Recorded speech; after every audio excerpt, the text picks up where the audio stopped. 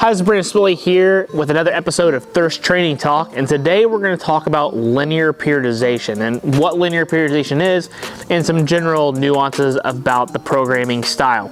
So there's a couple different variations of programming styles. I'm going to cover them in a pretty good depth in these videos. I'm going to start off with linear periodization. One is that it's the most basic and generally what most training principles revolve around to some degree.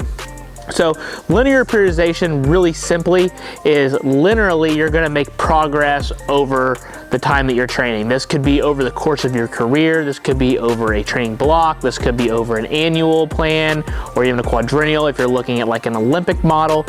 And so generally you want to see the training progress linearly in a nice straight line. Now, as with anything else, we know that 99% of things aren't purely linear. It just doesn't work that way. There's always going to be some rough patches, some bumps, some hills that you're going to go through, and training is no different.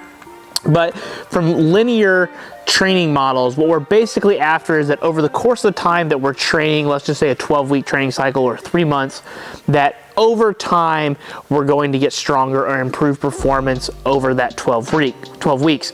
So how are we going to do that? With the linear training model, the thought process is that your workload is actually going to start on the higher end to begin with, and as we progress over time, our workload is actually going to decrease, so it's actually going to go linearly down at a negative slope angle.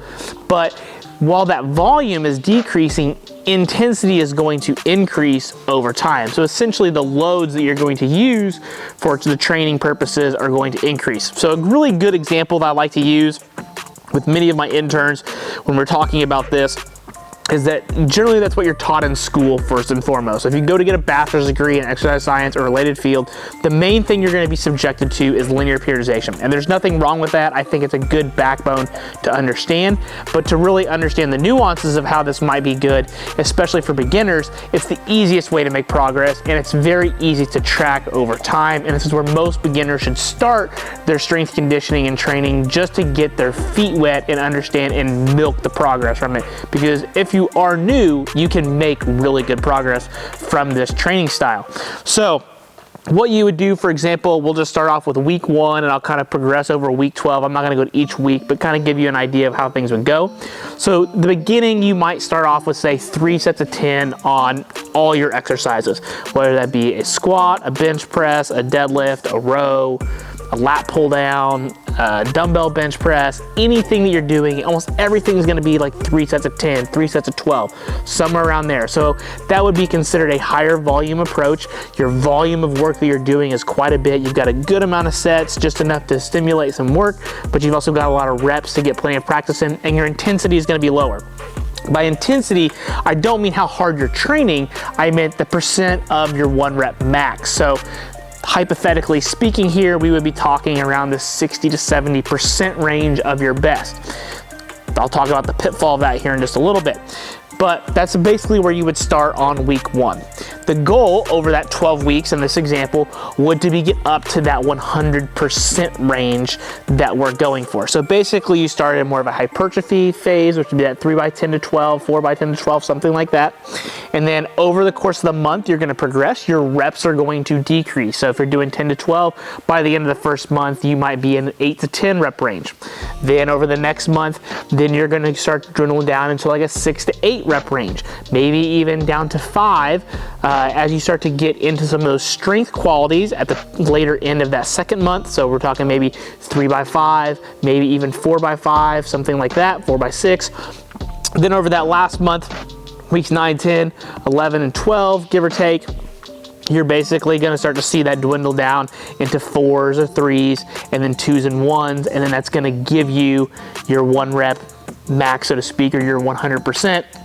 And clearly, you're going to decrease your volume over time by just having less reps. So you could technically do 3 sets of 12 to start off on week 1, and basically just kind of pull your reps away every couple weeks and have those loads increase, and over the course of time you're going to see the loads increase, you're going to see the volumes decrease, and then that's supposed to prepare your body for the heavier weights that are come.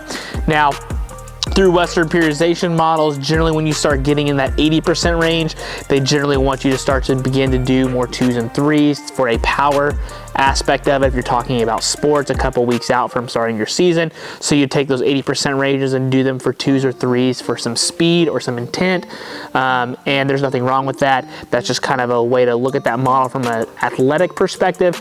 But regardless, as you can see, as loads increase, reps decrease, and then you're going to have that total training volume for like that week 12, week 11, you're maybe doing 2 sets of 1 on all your exercises. Now, what we're going to say, like I said, this is great for beginners because you can generally add weight to the bar, to your exercises pretty easily. You're going to make good progress from the newbie gains, and that's awesome. So I think having a training journal or training log that you're tracking your weights, you see people do that all the time, they can track their progress of how their weights are going up on a particular exercise, and that's great. And that's going to naturally increase your training volume and continue to compound. Now, eventually you're going to run into a roadblock, which is where other training models and programming models come into mind.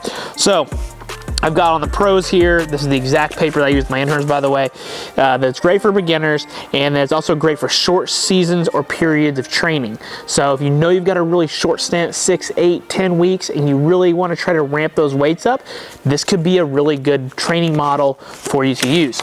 Now, what we're also going to talk about is that it's simple to lay out. As I just mentioned, I took only a couple minutes, and I think you've got the idea. The line's going to go up, loads are going to increase, reps are going to decrease. It kind of makes sense. The more weight you put on the bar, generally the less you can do with it in terms of the number of reps.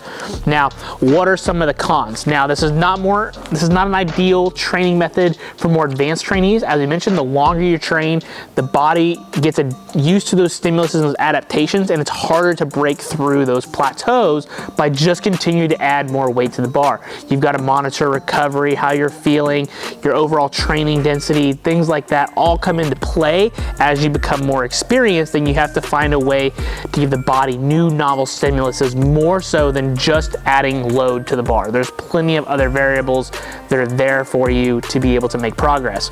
Now, stimulus can be lost over long period of times or underuse or undertraining. So the reason I want to discuss this is that you started the beginning of this long training block, we'll say 12 weeks, because that's what we've been using.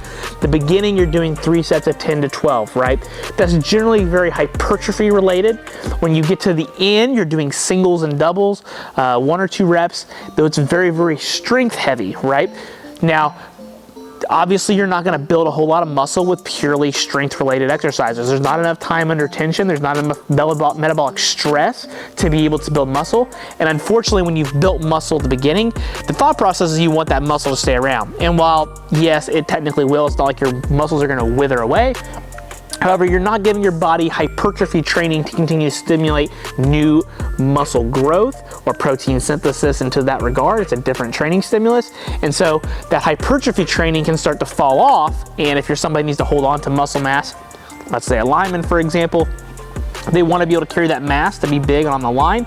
If you're not training mass, your body's going to start to lose some muscle mass and some density because you're not training it. Again, hypothetically, in 12 weeks, you're probably not going to really lose that much mass if you've only been doing that for so long, but it's a real thing to understand is that if you don't train it in a particular rep range, you generally aren't going to see those adaptations, and you can see that from bodybuilders or go look at cross-country runners or things like that. Different body types react to different styles of training, so something to keep in mind.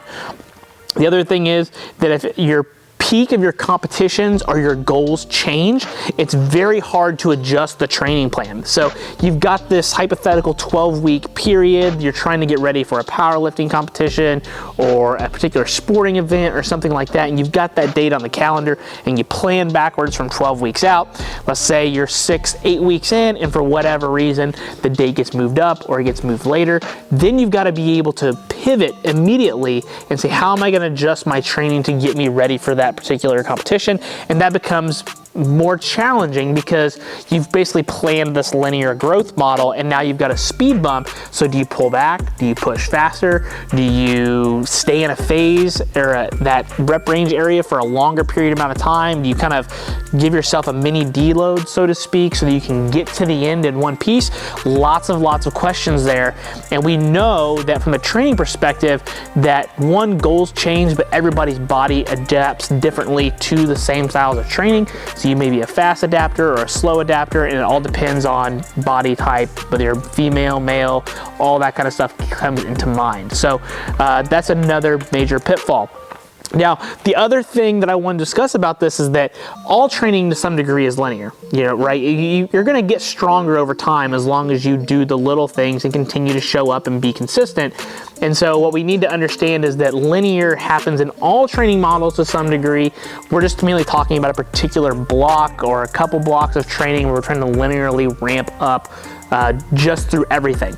So the other pitfall I was going to talk about is that generally you do this with all of your exercises. And from an NSCA, strength and conditioning perspective, that's the way they're kind of looking at this linear model, is that you would do this on essentially all your exercises, and you're gonna do more bigger bang for your buck exercises, especially if you're working with sport populations, because your weight room time doesn't necessarily, you got to balance all the other sporting aspects of it too. So you're going to pick some big bang for your buck exercises, some accessory work, and get out. It's not going to be like powerlifting, so to speak, where generally you've got more accessory exercises as well as your main movements. But the reason I wanted to say that is it doesn't really make sense to do a single or double on a cable tricep press down, right? Or an inverted row or something like that. You're generally going to do those for your main movements. And so theoretically, by using that model, if you do accessory work on top of your linear model, technically you're not doing linear periodization on those particular smaller exercises. You're almost in a maintenance phase, or more of a block approach, which I will discuss in a separate video of how block training works. But essentially now you're starting to mash different programming styles together because it seems to make more sense. So that's something to also to consider with linear periodization, is that hypothetically it's supposed to be for every exercise, but we know in the real world you're not going to do that. Or for example, you're not going to do a set of 20 on squats. I wouldn't. I think there's better routes to go about that, but you do understand how that progresses over time.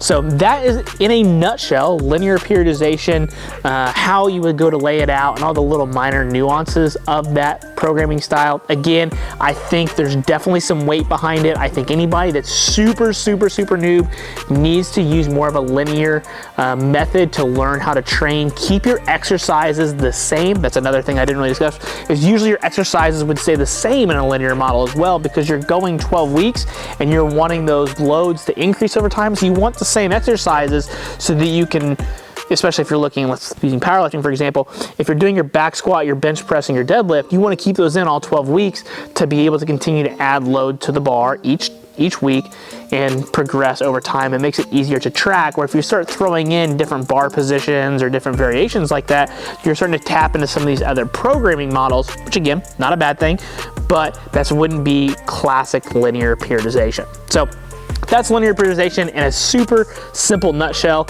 If you've got any questions about this particular programming model, please feel free to let me know. Be happy to answer any questions you have in the comment section. Thanks and have a great day.